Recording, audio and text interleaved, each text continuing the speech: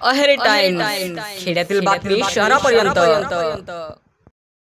मुलचेरा तालुक्यातील गोमणी येथील ग्रामसेवक उमेश धोडरे वय वर्ष 45 हे काल सायंकाळी 6 वाजताच्या सुमारास कोलपल्ली नाल्याच्या अचानक वाढलेल्या पुराच्या पाण्यात अडकले। 4 चाकी वाहनासह नाला ओलांडत असताना वाहनाला जोरदार पाण्याचा लोंढा लागला आणि वाहन वाहून गेले। मात्र प्रसंगावधान राखत धोडरे यांनी एका झाडाला धरून ठेवले।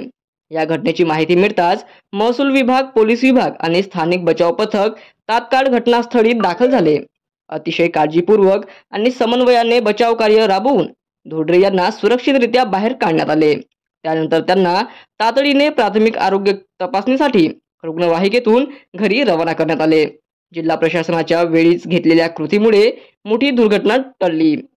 मुसळधार पावसामुळे नाल्यांना अचानक पूर येण्याच्या घटना वाढल्या असून अशा ठिकाणी प्रवास करताना अत्यंत सावधगिरी बाळगण्याचे व पुलावरून पाणी वाहत असताना पाण्यात गाडी न टाकण्याचे आवाहन जिल्हाधिकारी अविशांत पंडा यांनी केले आहे।